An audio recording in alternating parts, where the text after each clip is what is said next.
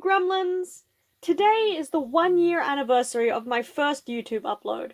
I've decided to celebrate this milestone by going over what's happened this year, as well as with a Q&A. I created this YouTube account on November 5th, 2022, and uploaded my first video the same day. That video is a time-lapse of drawing my profile picture. In the background, I played some of the default music available on my editing app, which at the time was the Photos app video editor that came with my laptop. My first few subscribers were all close friends, who I promised to let subscribe first, second, and third. I've now grown to 104 subscribers, which is truly amazing. I started adding voiceovers 2 videos later, on the 6th of December, in my video explaining the aesthetic Art Academia. This was also the first video in my longest running series so far. In the last year, I created 14 aesthetic art videos. The most popular of those videos is my interpretation of the romantic goth aesthetic. My favourite aesthetic art to draw so far was the cryptid core character, because of the many small details in the character's pins, patches, and layered clothing. I've started several other series in the last year. The ongoing ones are my Redrawing Old Art series, which is my most popular, my Meet My Characters series, where I discuss old OCs, and my Drawing Mushrooms as Characters series, which are some of my favourite videos to make. The most viewed video I've uploaded was redrawing my 6th grade art, currently at 866 views. In the last year, I've uploaded 93 videos, including 53 shorts.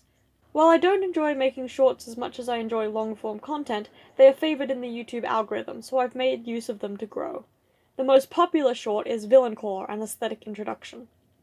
As well as my regular digital art content, I've created several videos about physical art I made, including my painting of clothing. I've also started an Etsy shop selling clothing I've painted, which is always linked in the descriptions of my videos if you are interested. I've learned a lot in the last year. Most of my growth, as far as I can perceive it, has come from my practice at editing. I've streamlined the process of recording and editing audio, making the task less tedious and easier to refine. I use CapCut to edit now, rather than the default Windows video editor, and it has sped up my process. And I've also changed my art style slightly, and my art takes longer now as I add much more detail and take more time in every stage of creation. While some parts of the last year have been very hard, and my life has gone through a lot of changes, I really enjoyed creating content. I hope I can have many more years of creating and sharing my art. Now, I had hoped to make the second half of this video a Q&A, but unfortunately only received one question, which I will answer now. The question is, do you like the current drawing app that you are using? Yes, I do like the program I use. I use Adobe Photoshop, which I've been using for years and therefore I'm very familiar with. However, I am not loyal to the Adobe suite. At the moment, I have access to the app for free, thanks to sharing my father's account. I think that Adobe products are quite expensive, and plan to switch programs when I finish schooling. For now, while Adobe products are required in most digital art courses, I'll keep using Photoshop. If you have any tips for other drawing programs for digital painting that come at a better price, please let me know in the comments. I've spent most of this video looking back on the past. Now I'm looking toward the future. You've probably noticed the drawings playing in the background, which are character concept images for a project I've been working on behind the scenes. I'm creating a webcomic.